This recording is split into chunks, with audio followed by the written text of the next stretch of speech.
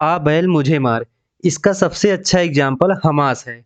अब Israel Gaza को दो भागों में बांट दिया और ईरान वकालत कर रहा है इंडिया कुछ करे। इंडिया के संबंध इजराइल और अरब वर्ल्ड दोनों से अच्छे हैं, इसलिए ईरान वकालत कर रहा है कि इंडिया कुछ करे। चलिए बताएंगे कुछ नया। ईरान भारत का कितना बड़ा दोस्त है। यह वही ईरान जो भारत को चाबहार पोर्ट से हुए मिले रेल लिंक के बारे में, रेल ट्रांसपोर्ट के बारे में भारत को अलग कर दिया और बोला कि अब हम ये रेल प्रोजेक्ट खुद पूरा करेंगे। खुद क्या पूरा करोगे, सीधे सीधे चाइना से पूरा कराएंगे। और इधर फरजाद गैस फील्ड मिली थी पर्शियन गल्फ में हमें, तो उससे भी भारत को अलग कर दिया। इनका एग्रीमेंट भारत से नहीं हो पाया। सीधे सीधे ये वही ईरान है, ये ऐसे दोस्ती निभा रहे हैं।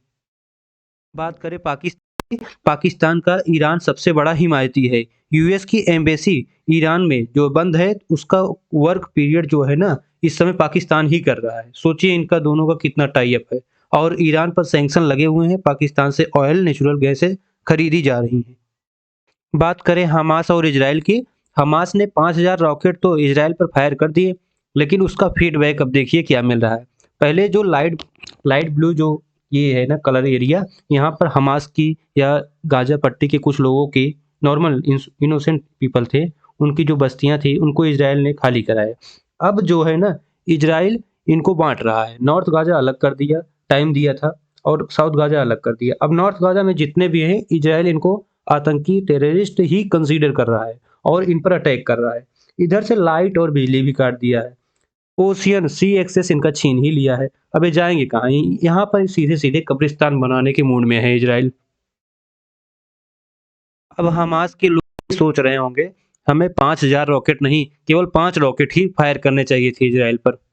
बात करते हैं इंडिया की, तो इंडिया का सबसे बड़ा लॉस हुआ है आई मैक। आई मैक जो प्रोजेक्ट था, ये अब डिले हो गया है। अब इंडिया का इतना बड़ा लॉस हुआ है कि आई मैक प्रोजेक्ट डिले हो गया है। सऊदी का भी लॉस हुआ, सऊदी का भी इंटरेस्ट था इस पर कि आई मैक प्रोजेक्ट जल्दी ही बने, और यूएस का तो लॉस हुआ ही। तब इंडिया किस बेस पर जाकर के हमास की मदद कर। सोचिए, इजराइल 90 लाख की आबादी वाला देश दुनिया भर में कोहराम मचा कर रखा है, इसके ऊपर आतंकी हमला हुआ। इसने हमास की क्या, गाजा की आधी जमीन कब्जा ली। सोचिए, इजराइल से सीखना चाहिए। आज के समय में जब पुलवामा जब हमारे ऊपर, इंडिया के ऊपर हुआ था, उस समय पुलवामा के समय अगर इंडिया चाहता तो पीओके का कुछ पार्ट एनेक्स कर सकता था, अपने पास ले सकता, अपने में मिला लेता, क्योंकि वो हमारा ही है, तो उस पर दुनिया का उतना रेजिस्टेंस भी ना आता। रही बात इनकी, तो ये हमारे दोस्त नहीं है, इनका तेल नहीं बिक रहा है, इसलिए ये प्रॉब्लम में है बस केवल। और बाकी ये हमारे कोई खास दोस्त नहीं है।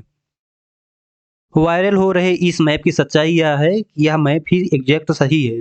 पहले फिलिस्तीन इतना था, फिर इजराइल इतना बना, उसके बाद 1967 में 6 डे वार हुई तो इतना इजराइल बना। आज के समय में इजराइल एनेक्स करते करते फिलिस्तीन को इतना कर दिया है, और आने वाले समय में गाजा भी आधा ही दिखाई पड़ेगा आपको।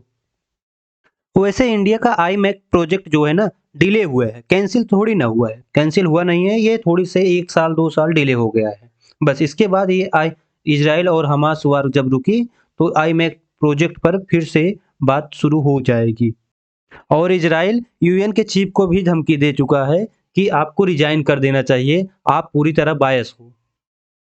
सोचिए, दुश्मनों से घिरे होने के बाद भी इजराइल मिडिल ईस्ट में होकर कितनी अच्छी पावर का एंजॉय कर रहा है। भारत को इजराइल से सीखना चाहिए कि आतंकियों की, जहां आतंक क्रिएट हो वहां की जड़ मत काटो, वहां की जमीन ही बंजर कर देनी चाहिए, जिससे आतंकी क्या, वहां पर कभी आतंकवाद क्रिएट ही ना हो। जय हिंद दोस्तों।